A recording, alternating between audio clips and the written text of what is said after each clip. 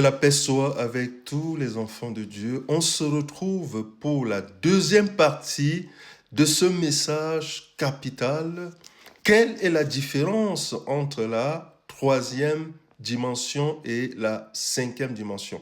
Pour comprendre le sens de la deuxième partie, je vous invite, chers frères et sœurs, à aussi suivre la première partie. Et nous avons vu vraiment ce qui empêche beaucoup de croyants de se lever. Et on a vu que ce ne sont même pas les choses spirituelles, mais ce sont les habitudes, comme on a vu, vous verrez dans la première partie. Et dans la deuxième partie, nous allons insister sur une chose, chers frères et sœurs. Et en clôturant la première partie, le Saint-Esprit a dit à ses enfants que celles et ceux qui sont dans les efforts de prière, c'est-à-dire les efforts dans tout ce qu'ils ou elles font, les prières, je veux dire la persévérance, toute cette catégorie de personnes, sera difficile pour elles de vivre les choses de la cinquième dimension. Pourquoi? Parce que avant de venir dans ce monde, mon frère, ma sœur, toi qui m'entends, avant de venir dans ce monde, Dieu t'avait déjà béni. Et nous allons le lire. Mais si toi tu sais que tu es béni, parce qu'aujourd'hui il y a des doctrines, c'est-à-dire des enseignements qui font comprendre aux enfants de Dieu qu'il ou elle doit d'abord souffrir dans les prières pour que sa voix soit écoutée au ciel. Il faut beaucoup passer les heures. Nous venons devant un Dieu. Faire comprendre aux enfants de Dieu qu'ils ou elles viennent devant un Dieu qui ne les connaissent pas. Il faut se présenter, il faut prier. Ce n'est pas vrai, mon frère, ma soeur. Avant de venir dans ce monde, Dieu t'avait déjà établi. Nous allons le lire. C'est pour dire que mon frère, ma soeur, il suffit juste de bien te comporter. S'il faut le dire pour que tout le monde comprenne, c'est le comportement d'un enfant de Dieu qui fait en sorte qu'il ou elle s'élève et atteint la cinquième dimension. Et quand notre âme saisit la cinquième dimension, qu'est-ce qui se passe? Parce que c'est notre âme qui a reçu, qui est capable, cette partie qui est en nous, de rendre les bénédictions visibles dans ta vie, mon frère, ma soeur. Ce ne sont pas par tes efforts. Et voilà pourquoi, si vous suivez la vie spirituelle de notre Sauveur, vous allez comprendre que durant toute sa mission, il était plus dans les actions de grâce. Père, je te rends grâce de ce que tu m'as exaucé. Père, je te rends grâce parce que tu m'exauces toujours. Et entre parenthèses, pour ceux qui savent et ceux qui savent l'histoire de Lazare, vous savez qu'il a rendu grâce quand les gens pleuraient. Et il a ordonné après, Lazare sort. Donc, nous ne sommes pas venus dans cette prière, dans ce monde pour supplier, mais pour mettre la parole de Dieu en pratique. Et en mettant la parole de Dieu en pratique, alors elle élève notre âme. Et nous allons atteindre la cinquième dimension. Et dans la cinquième dimension, les choses que nous attendons deviennent visibles dans la matière. Parce que ces choses-là t'ont déjà été données, m'ont déjà été données. Je vais lire dans Éphésiens chapitre 1. Mon frère, note ce chapitre si tu ne le savais pas, ma soeur, parce qu'il est fondamental, il te rappelle de ce que Dieu a fait pour nous. Le verset 3 dit, « Béni soit Dieu, le Père de notre Seigneur, du Seigneur Jésus-Christ, qui nous a bénis de toute bénédiction spirituelle dans les lieux célestes. En lui, Dieu nous a élus avant la fondation du monde, pour que nous soyons saints et irréprochables devant lui. » Est-ce que tu comprends, mon frère, ma soeur? On dit qu'en Christ, le chapitre commence d'abord en disant que béni soit Dieu, le Père de notre Seigneur, qui nous a bénis de bénédictions, de toutes sortes de bénédictions spirituelles dans les lieux très hauts. En lui, Dieu nous a élus avant la fondation du monde. Mon frère, ma soeur, le monde, si tu vas chercher à savoir quand Dieu a créé le monde, est-ce que tu sais que Dieu il nous avait déjà établis? Et tu es venu dans ce monde On t'enseigne, on te parle d'un Dieu qui te...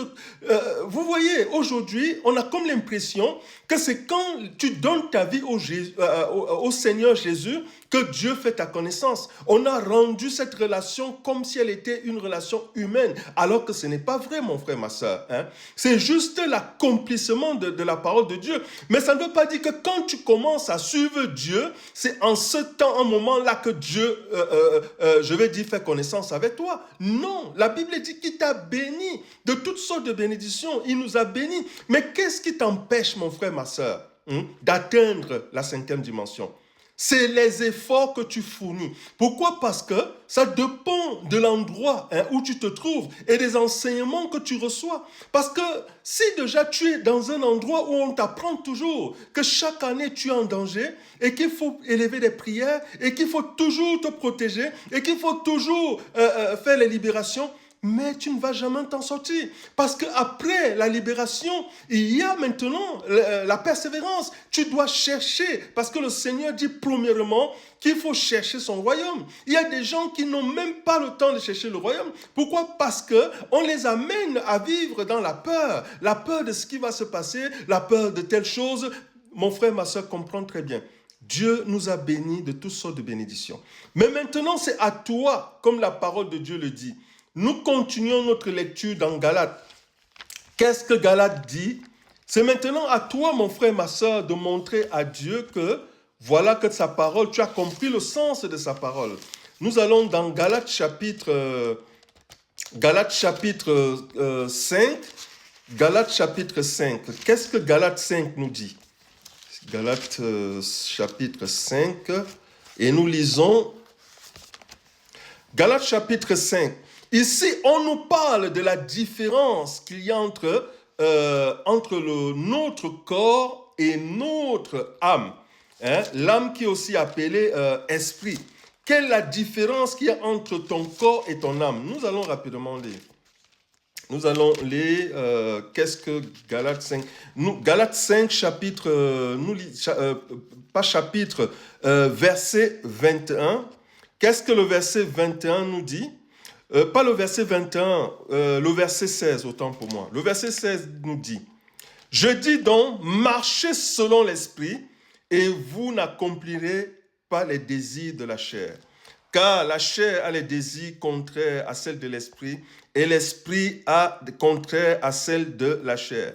Ils sont opposés entre eux, afin que vous ne fassiez pas ce que vous voudrez. » Est-ce que tu comprends ici, quand on parle de la chair et de l'esprit, on parle de la 3e dimension et la 5e dimension. Ça veut dire que ton âme t'attire vers la 5e dimension, mais ta chair t'attire vers la 3e dimension.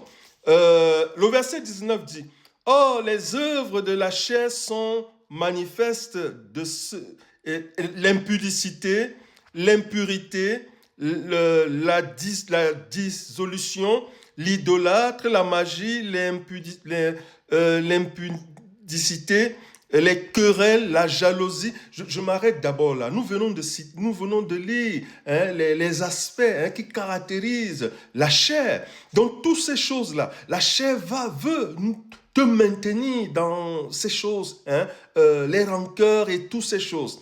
Mais nous allons continuer cette lecture dans Jean. Et dans Jean, vous allez comprendre quelque chose de fondamental. Ici, Philippe rencontre Nathanaël. Philippe est un disciple. Et le verset 44 nous dit, Philippe rencontra Nathanaël. Nous avons trouvé celui dont Moïse a parlé, le prophète Jésus. Nathanaël lui dit, peut-il venir de bon quelque chose de Nazareth? Philippe lui répondit, viens et vois. Et Jésus, ayant vu Nathanaël venir à lui, dit, voici vraiment un Israélite dans lequel il n'y a point de fraude. Ici, le Seigneur Jésus apprécie un non-croyant. Le Seigneur Jésus apprécie une personne qui n'était même pas encore disciple. Il dit à ses disciples que voici vraiment un Israélite dans lequel il n'y a point de fraude. Mais si vous lisez, vous verrez que Nathanaël s'était converti. Et c'est ce que Dieu attend de ses enfants. Parce qu'il y a encore du mensonge, des paroles méchantes, toutes ces choses-là qui empêchent les élus de s'élever.